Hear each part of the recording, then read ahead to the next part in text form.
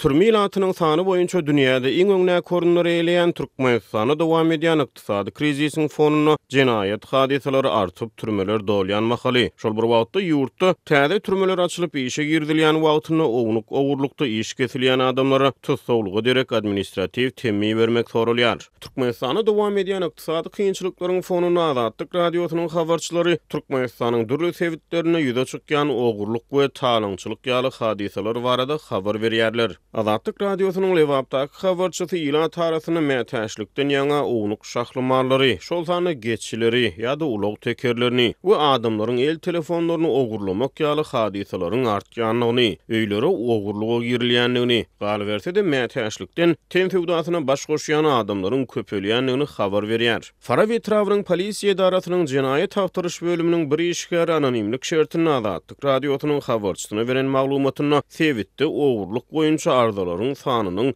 öňküler bilen deňeşdirilerine görülüp eşitilmedik derecede ýok bolanan onu gurrun berdi. Onun sözlerine göre owurluk babatdaky şikayet ardalary bilen bir hatarda owurlukda ele salynýan adamlar üst açylýan owurluk hadiseleri hem köpelýär. Öýlere owurluga girip ele salynan adamlar çağılarynyň açdygyny aýdyp özleriniň günäleriniň geçilmegini hem de özleriniň iş bilen üpçün edilmegini soraýarlar diýip kanuny goraýjy idaralardaky Çeşme Azatlyk radiosynyň habarçysy bilen söhbetdeşlikde aýtdy. Çeşmenin sözlerine göre şu günler lewap sebitinde yerli ýaşaýjylar etrap kaziýetlerine we beýleki kanuny goraýjy idaralara haty berip ýurdun türmelerini tutsaw sanynyň köpelmegini alady beýan edýärler. Çeşme ýurt raýatlarynyň kaziýetlere gowuşýan açyk hatlara salgylanyp olarda türmeleriň ýyla sanynyň bolmasyndan 3,5 esse köpdigi barada maglumatlaryň bardygyny aýdýar.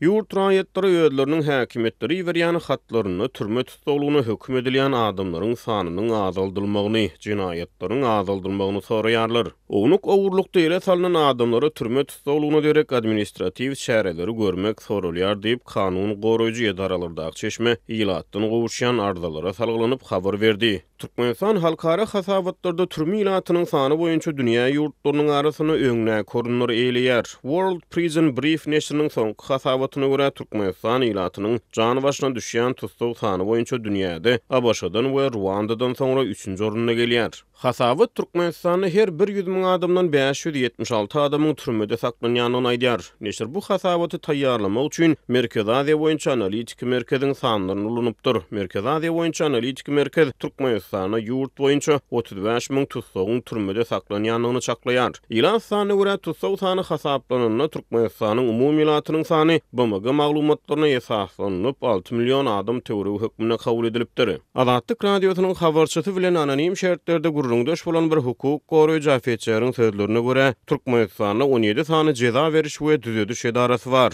Olaryň 18-njisi ýaňy ýakyna Lewap welaýatynyň çägine urulyp işe girdilipdir. 35.000 diýilýän resmi sanyň bir näçesi has köp benni türmede saklanýar diýip hukuk goraýjy edaralardaky ofisier Azatlyk radiosynyň habarçysy bilen anonim gurrundaşlykda aýtdy. Azatlyk radiosy bu maglumat boýunça Türkmenistanyň Içeri işler ministrliginden komentar alyp bilmedi. Çeşme Lewapda soňky açylan türmäniň müňlerçe tutsagy niýetlendigini aýdýar. Ol 80 hektar töwregi meýdany eýleýän ekeni. Türkmenistanyň jinayet kodeksi owurlukda iş kesilýän adamlara jerime düzediş işlerini işletmek ýa-da azatlykdan mahrum etmek ýaly jezalary göz öňünde tutýar.